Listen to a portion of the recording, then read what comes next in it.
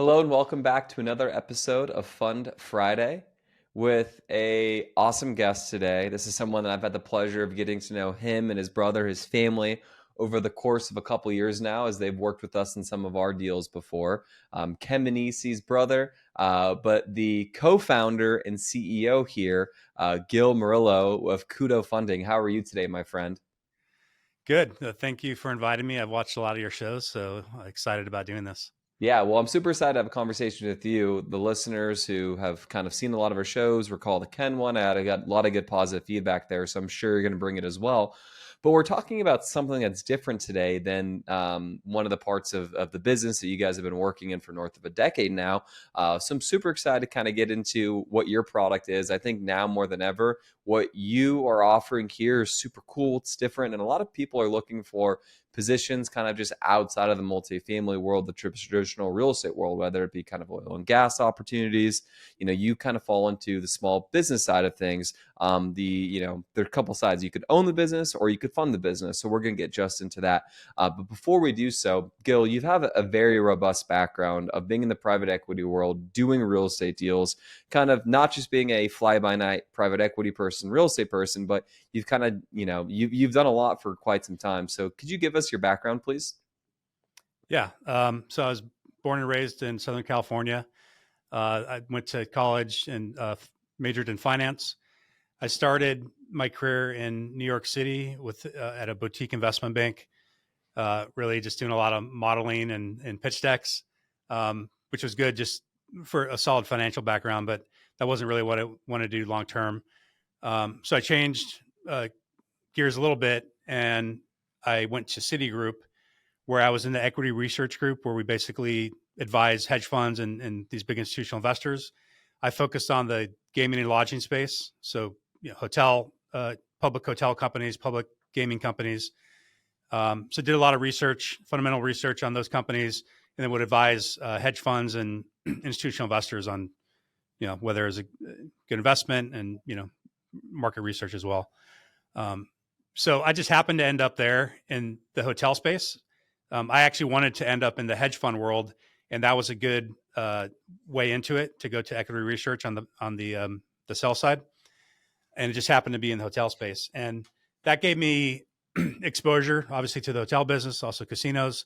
At the time, there were these hotel companies and casino companies were doing a lot of development and growing, and that really piqued my interest. I liked the hedge fund world and everything, but I really got interested more in real estate at that point, specifically for hotels.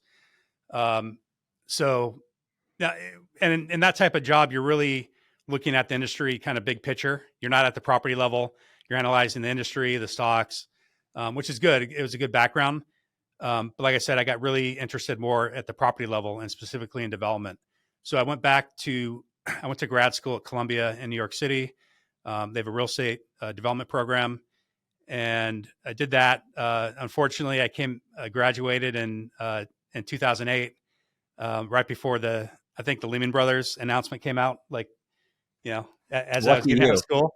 Yeah. Yeah. So, but actually, so I wanted to do development, but I ended up getting a job at a company in Chicago that it was a founder and an admin. So I was a third person there, and we were just about to raise our first fund actually we partnered with a net lease REIT, a publicly traded net lease REIT in New York, one of the biggest firms. But they had this business where they would raise capital through like the financial advisory network, and they were raising like billions of dollars. So I joined as that was about to launch. Then obviously the great financial crisis hit.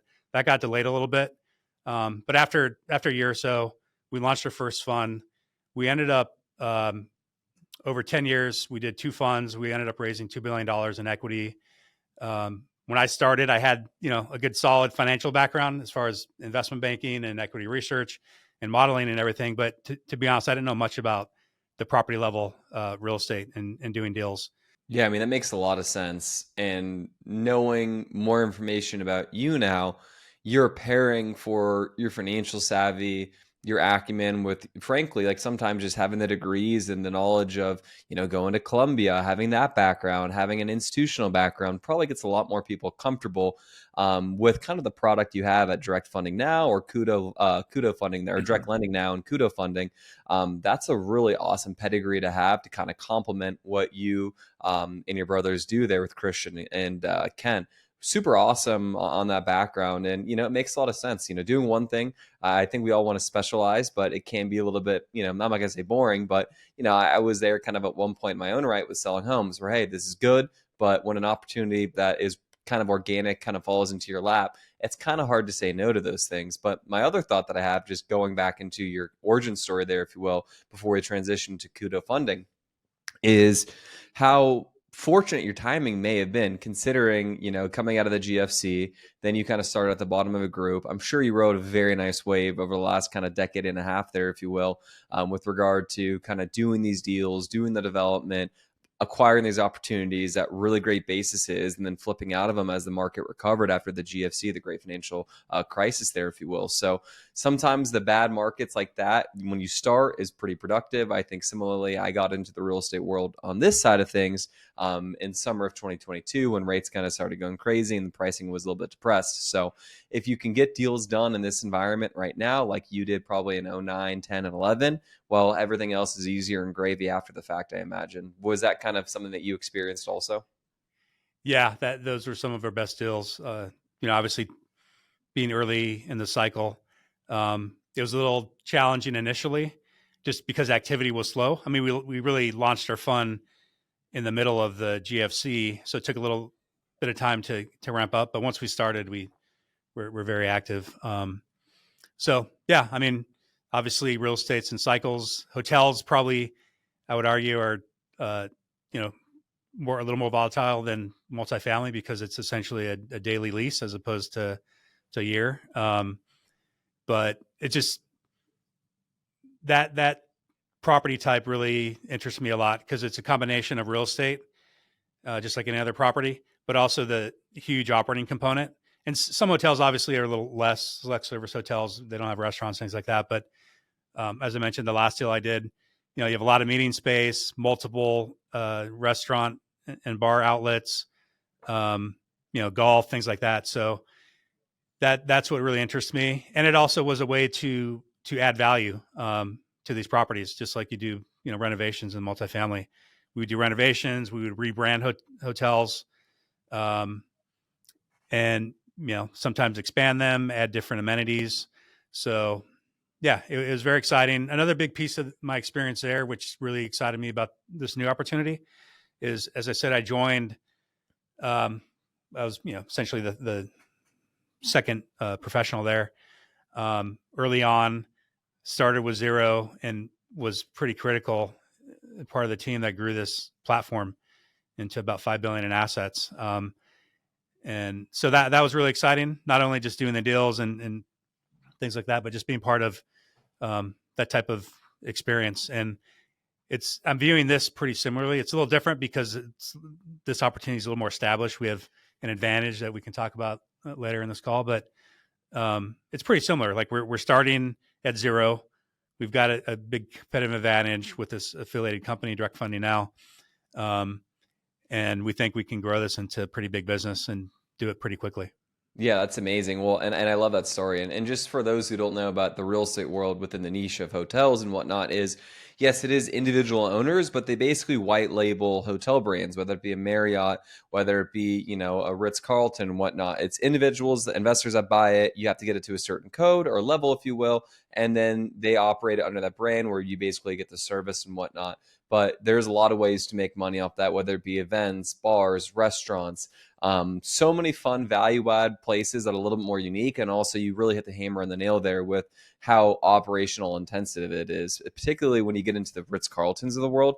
You're not just talking about, hey, we've got a pretty view and whatnot, but the service has to be on point. The amenities that people expect have to be top notch or people are going to be mad, particularly very wealthy people who want to enjoy their vacation.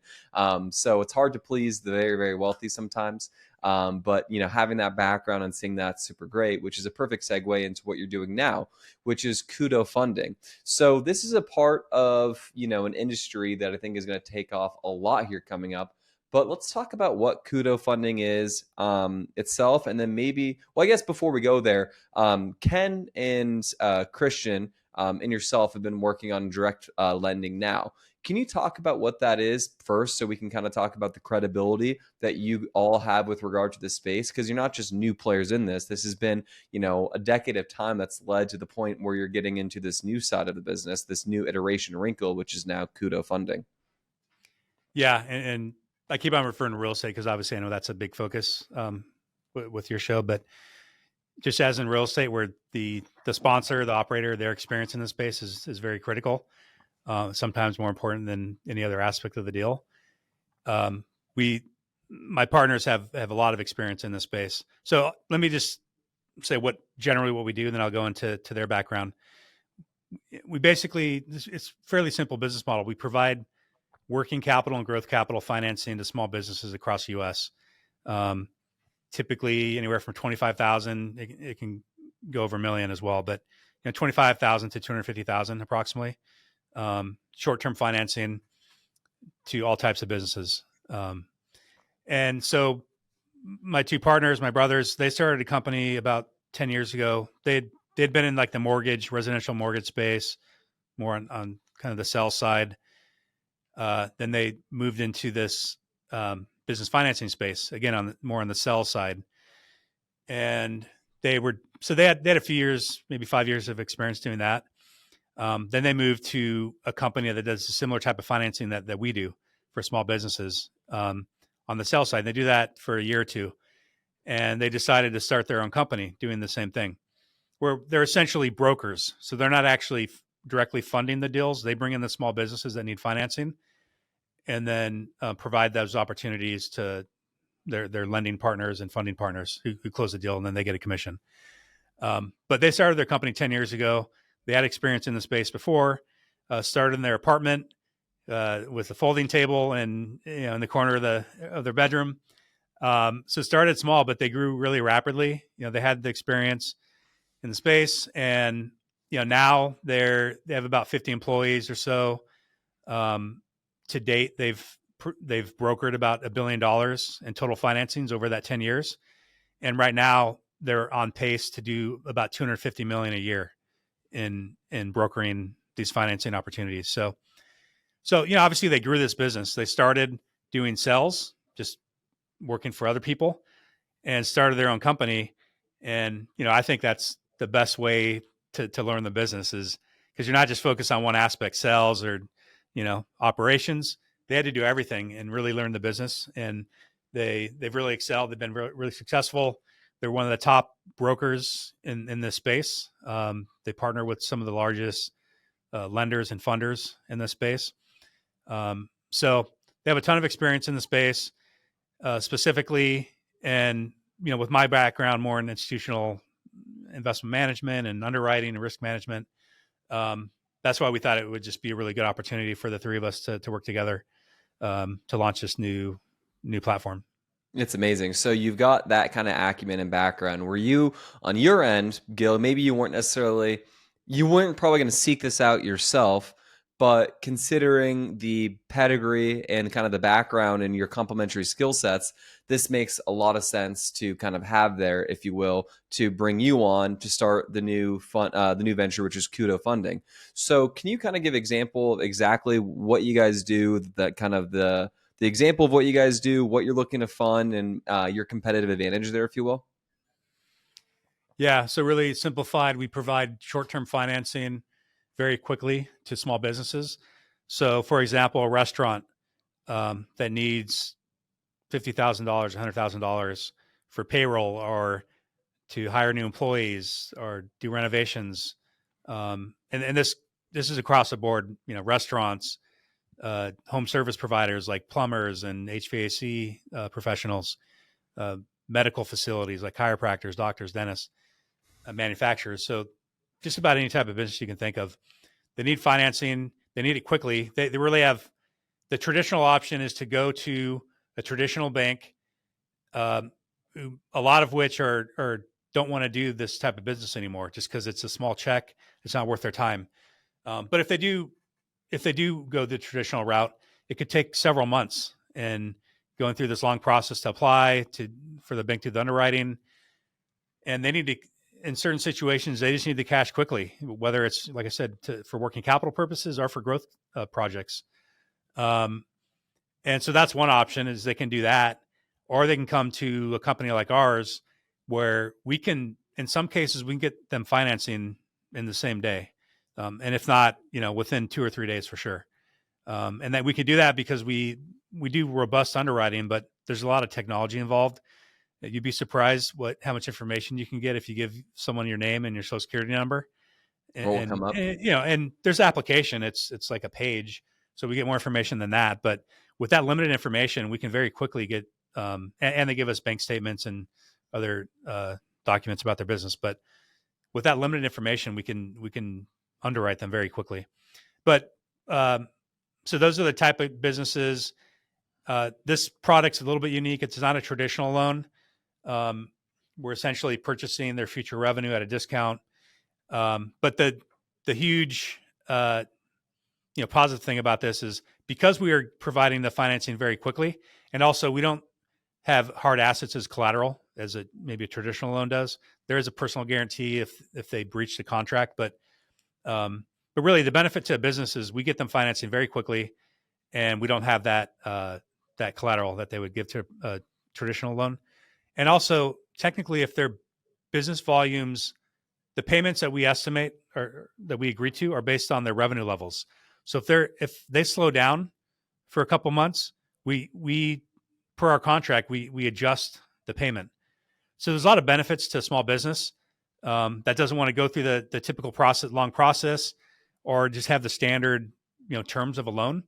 Now, for those benefits, we charge at relatively high rates. So our portfolio right now, the rates, and these vary a lot in the industry. Obviously, just like any other business, there's certain businesses that or funders that focus on more risky stuff, or very conservative. We're on the conservative side, but our portfolio range for returns right now are 25 to 50% return, and our average term is 9 months, and that can range from 4 to 12 months. And these things may vary over time for us, but if you do the math, you get an average return is 35% or so. If you get a 35% return in 9 months on average, annualize, that's over 50%. And so it's high return, but as I said, there's some huge benefits. In some cases, the businesses, can miss out on growth projects, because they can't wait 3 months to get a traditional loan. But they do the math.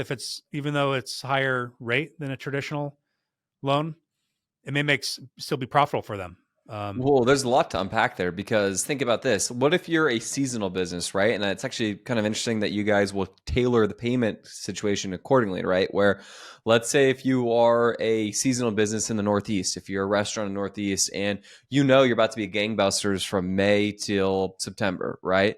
And it's April 1st right now, and something's not right, or you need to kind of upgrade the facade of your restaurant or whatever it may be.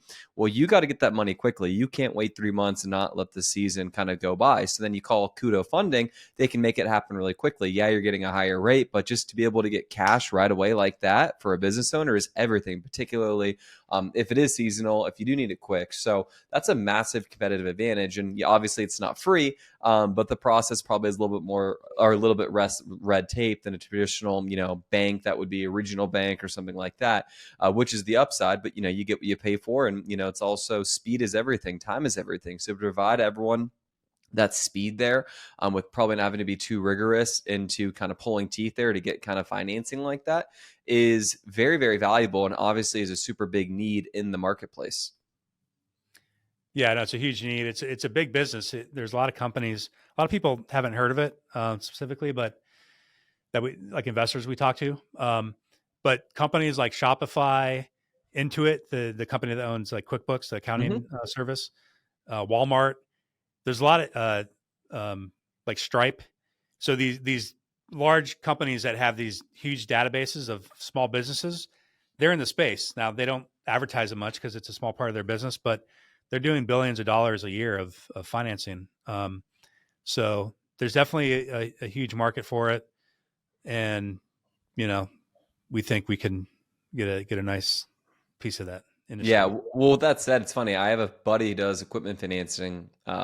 So different than what you guys specifically do, but they do equipment financing and they make a killing. And it's people that, need money tomorrow, not, or yesterday, right? It's not people that can wait a couple months, figure out what the par market rate is that they just need to, have their, equipment get financed and move it as quickly as possible and kind of get on the next job to scale up their business. And it's still profitable even at a high rate like that. So there is that need, there is that niche in the business and marketplace that you guys can do. So with that said, what would be, just if you could kind of give the audience kind of an idea of like a boilerplate standard kind of deal that you guys would kind of, I guess, on your guys' end for KUDO Funding to lend on, what would be like a typical kind of, couple of examples as to what you guys would give cash to?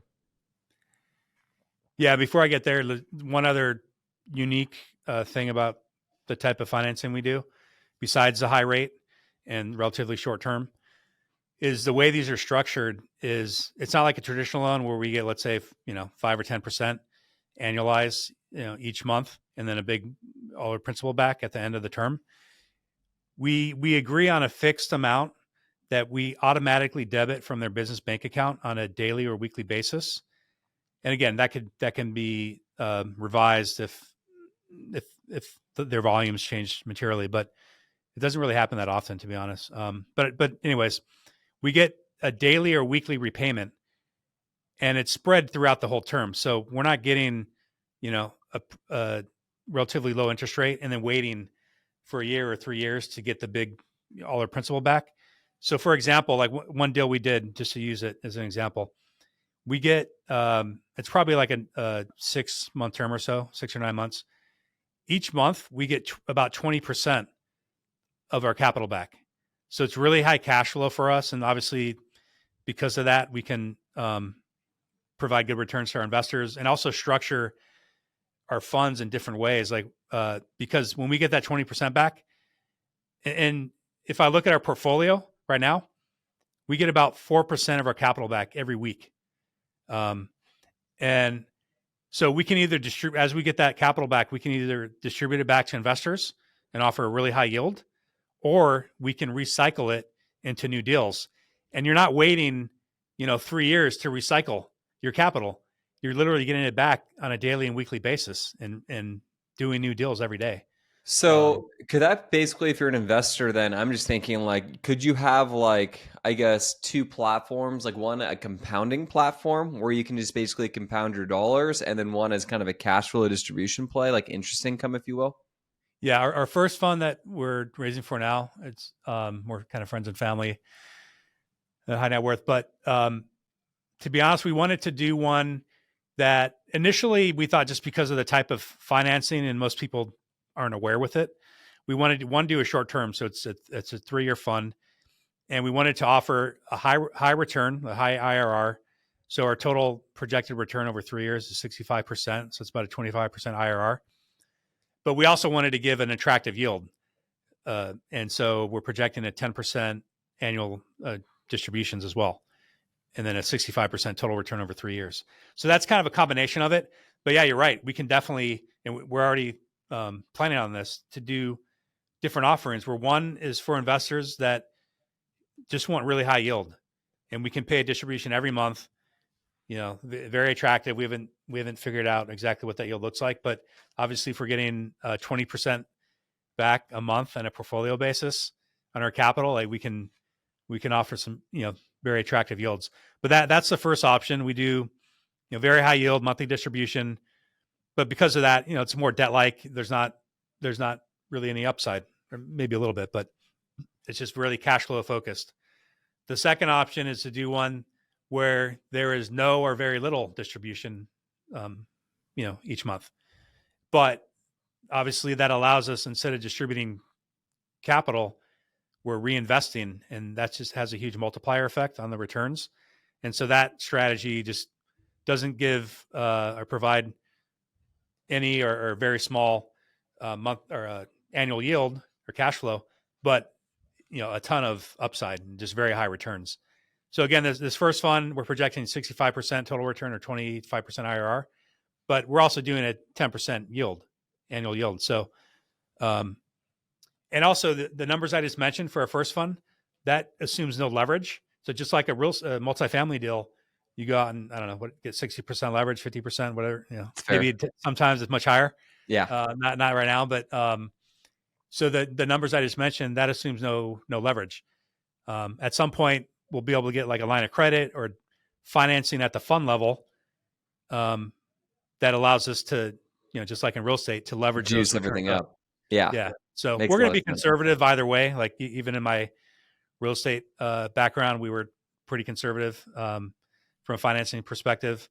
So that's going to be our mentality is, we're already doing a high return product in financing type. So we want to be conservative and we can still get, huge benefits from the leverage. We'll just do less than, what maybe some other people would do.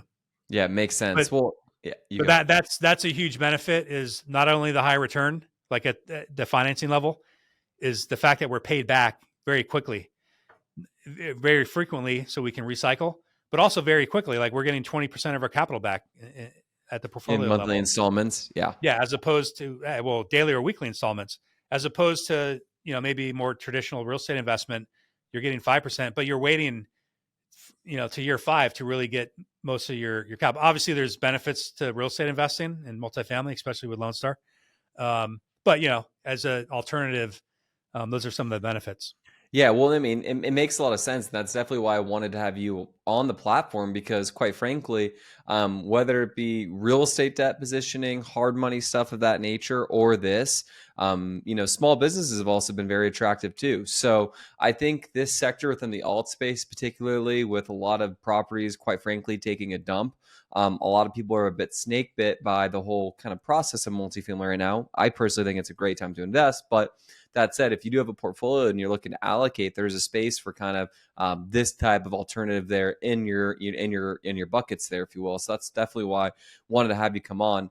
So with that said, it sounds like to me, we talked about this before, so we can get into this as little or as much as you'd want. But seeing as that Ken and Christian, your team members there, have that background from direct funding now, or direct lending now, excuse me, you might have the ability to kind of cherry pick some really, really good opportunities. So can you kind of go on to maybe how you identify the winners there, if you will, if you're comfortable with doing so? So the potential investor, capital raiser that would want to work with you guys can feel more comfortable about your product? Yeah. So so we discussed the high returns, the kind of unique payment structure, the team with experience in our space, and in investment management. But one of the huge benefits that we have, just as from a company perspective, is direct funding. Now is the company I mentioned that does the brokerage in this space that my partners own. They've been doing it for 10 years. They've brokered about $1 billion in total over those 10 years. Right now, they're doing about a $250 million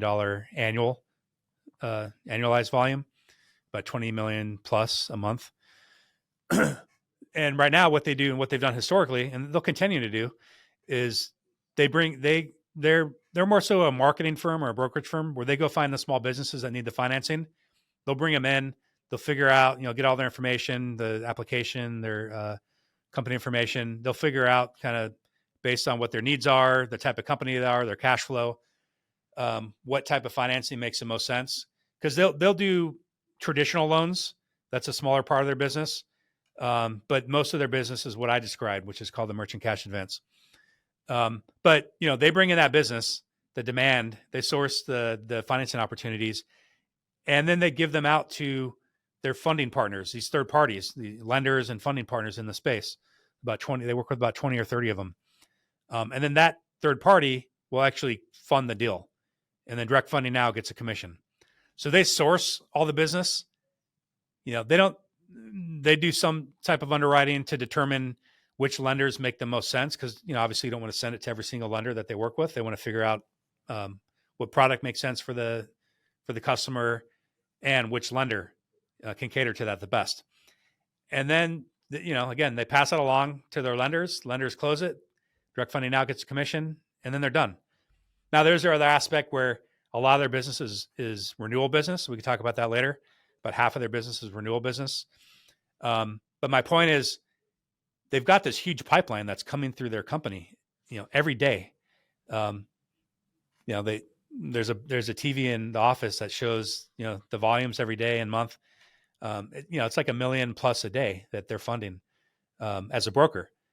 And they basically control that business. They can decide which lenders they want to send it to. So one of the huge benefits that we have at KUDO Funding is we essentially, obviously we do a robust underwriting just like any other funder, but we get to, cherry pick the deals that we want to fund. Instead of direct funding now sending them out to third parties, we can decide to fund them internally through KUDO Funding.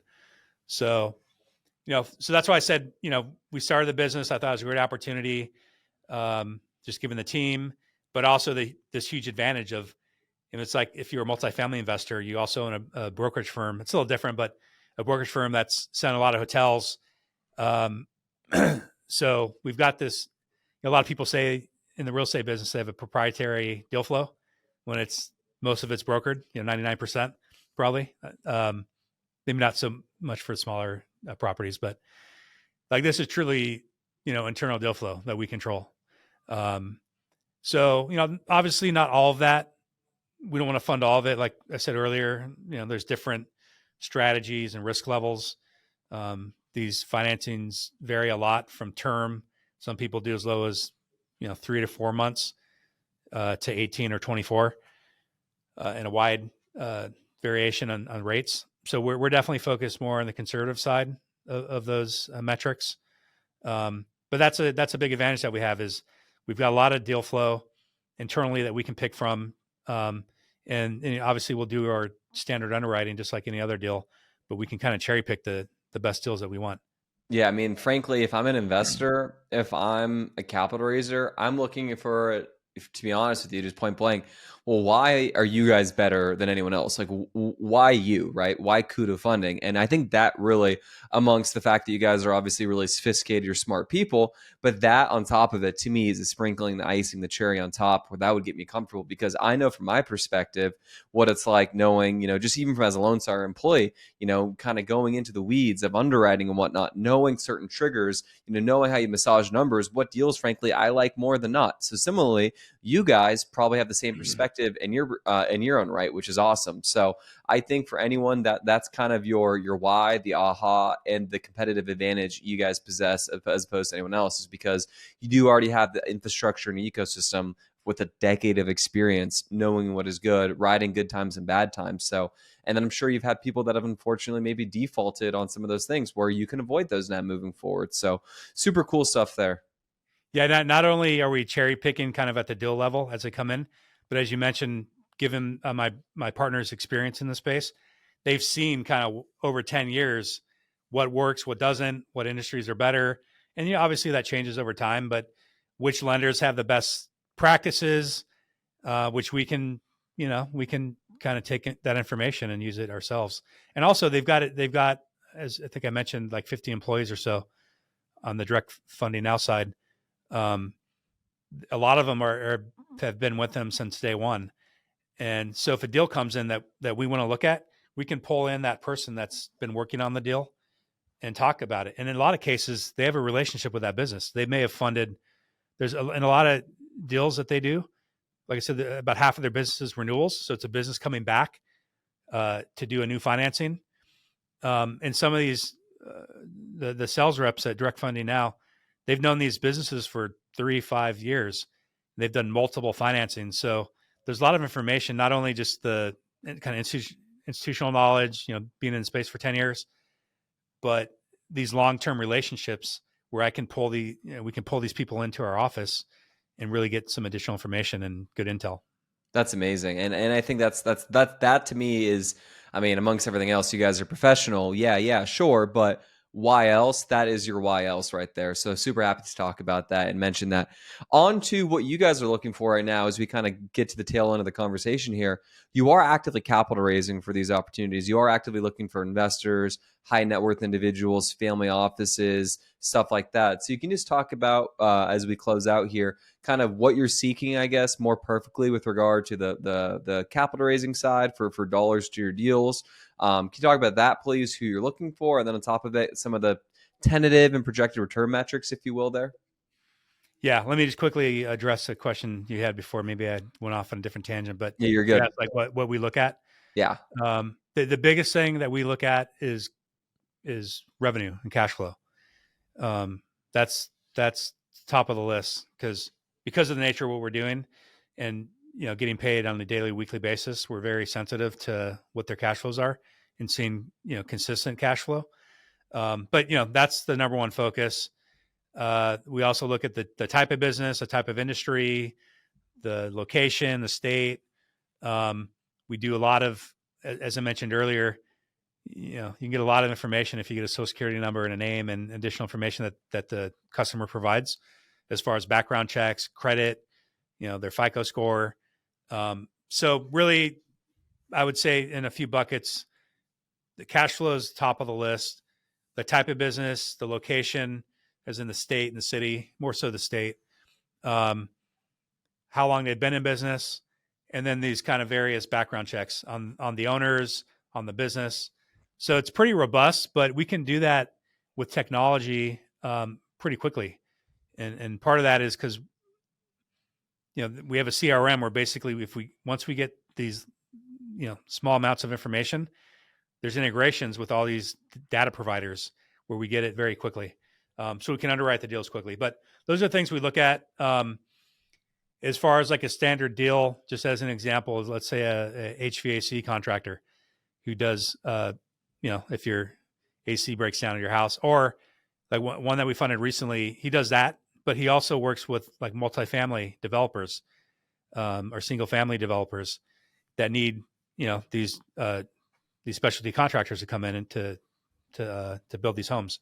And so going in there and do, whatever, I don't know how many units, 50 units, 100 units of the home's HVAC. So, we like those businesses for various reasons. One is, and also healthcare related, just because they're a little more kind of, recession resistant. You live in Scottsdale, I think, or Phoenix. In the summer, if your HVAC goes down, that's the top of your priority list, right? To get fixed. HVAC, plumbing, stuff like that. Like, listen, and these are unautomatable businesses. This is men getting in there, men and women getting in there and fixing whatever it may be. There's no robot to fix that quite yet, right? So, yeah, it's a very, Yeah. very robust business.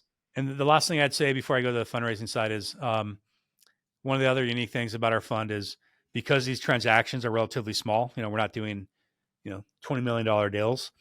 Our average right now is 50,000. It will range from 25 to up to 250 or more. But we get a lot of diversification within our portfolio. So at the fund level, we're providing this financing. It's all one pool of capital. We're projecting in our current fund that we'll probably provide financing to more than 500 businesses. So obviously we can get a lot of diversification in there from type of businesses, locations, revenue profiles. So I think that's one of the other positive things about our fund. As far as fundraising, we just launched our first fund. As I mentioned, I've got experience on the real estate side of being involved in two funds. We raised about $2 billion. It was more kind of retail, high net worth capital through the financial advisory network. This first fund, we wanted to get it off quickly, so it's relatively small, but we're focusing on retail, high net worth, family offices. But because of and we can go into some of the terms on that fund, but because of all that volume, the capacity that we have to deploy capital, we're already kind of working on new strategies. And if we're starting discussions with family offices, and they may not want to invest in our first fund right now because it's more geared towards kind of retail capital, but we can do a separate offering for them and structure it in a way that works. And like you said, like maybe a certain firm, obviously if the check is big enough, we can do a separate thing. but maybe they're very focused on cash flow, so they don't like their first fund, even though it's 10%. They want higher, and they don't care about getting a high IRR. We can do that. We can set up a fund just for them, or there could be another family office that they don't care about current cash flow. They've got real estate investments and other things for that. They like just a very high total return. So we are although we have this first fund and that's what we're raising for now, we're already having discussions with other groups about doing different offerings. But this first fund, because it's a relatively unknown product type or financing type that most people aren't aware of, we want, and it's our first fund for this space. We wanted to do a relatively short term, compared to maybe a real estate syndication, for example. So it's a 3-year fund. It's very similar to the way it's structured, where we get management fees and origination fees for when we close deals, and then a back end promote based on performance of the investor returns. So it's very similar to your standard real estate fund or syndication. And as I said, we're projecting a 10% yield, quarterly distributions. And again, we can kind of financial engineer that. Like, I know that doesn't have a positive. It doesn't sound good, but with the deal flow that you Yeah. have internally, certain buckets that they're looking to hit. So you can kind of create kind of an a la carte menu there, if you will, for the return model. Yeah, because we can decide if we want to recycle as we get the payments in on a daily, weekly basis.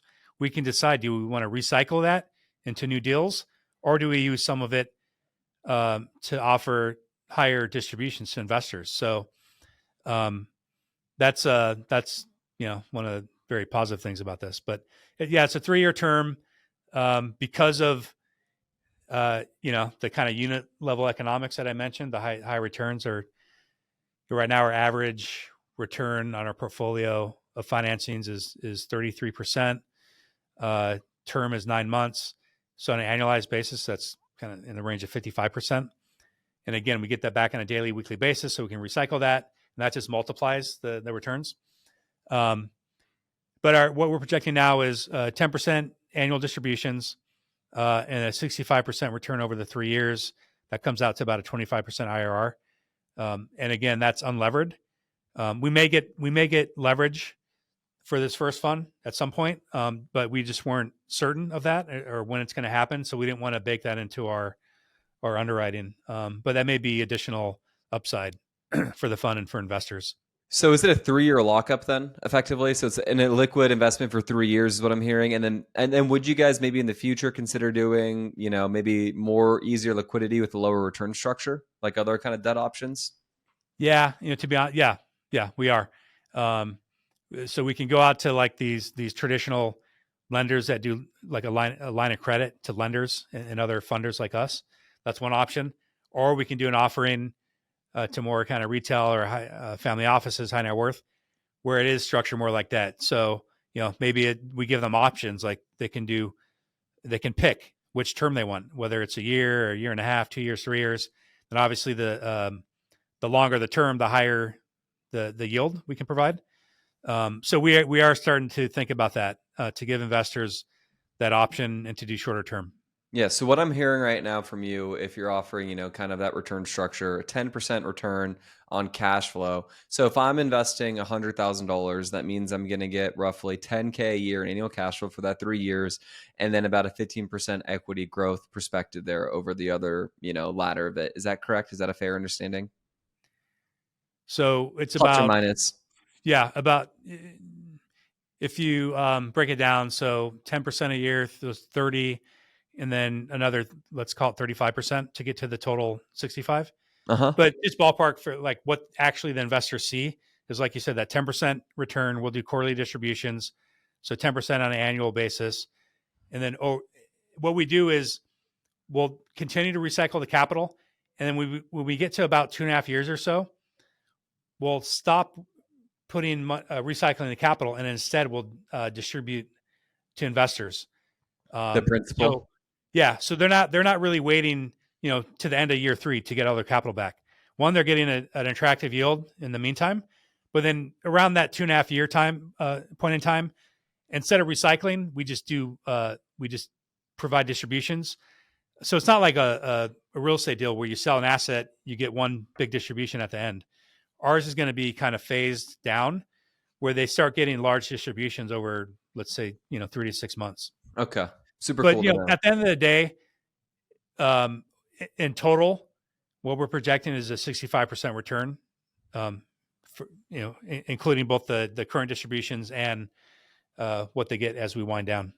Makes sense. Very cool. Gil, is there anything else you'd like to share before we wrap up the show today? No, look, I just, again, thanks for the opportunity. I'm a big fan. I've watched a lot of your podcasts, and it's been great to get to know you and Rob and the team. As you said, we as I mentioned, we are raising a fund right now. We are talking to more kind of fund to fund type investors, family offices, and retail investors as well. So if there's any interest in learning more about us, feel free to reach out to us. Yeah, Gil, how can people find you if they want to learn more about your product there and kind of have a more in-depth one-on-one conversation with you? Yeah, I'd say just you can email me at gil@kudofunding.com. That's GILKUDOFUNDING, kudofunding.com. Excellent. That's the best way to get unless they want to reach out to you. And Yeah, I'm happy to set up a referral there, if you will. No, we're happy to talk to people that are interested, and they can reach out to me directly. Cool. Well, hopefully you and Ken and Christian and co will be interested in coming to our flagship summit event in New York City, which is coming up. So that'd be fun. I know, although you spend a lot of time in Southern California, your residence is in Chicago. So that would make it an easy flight, and it's never pulling teeth going to New York in September. Yeah. So as I said, I went to Columbia and I went to Fordham University for undergrad. So I lived in New York for about 10 years in my 20s. So I always like going back. So I'm looking forward to that. Yeah, excellent. Well, Gil, you probably know the restaurants better than me these days, but yeah, that's right. I've got the old ones that I've been going to for years, but I'll look forward to spending time with you guys. Yeah, and hopefully you bring out the siblings as well. Well, Gil, thank you so much for being a great guest. That was really informative. It's always fun for me to have different products out here because then I get to learn, I get to get smarter, and then I get to listen to my investors or fund managers that I know that are looking for your products. And now I get, one little more extra tool in my arsenal there, if you will. So, Gil, thank you so much for being on the show. For the listeners being here this far, we appreciate you, and we'll see you next week. Great. Thank you.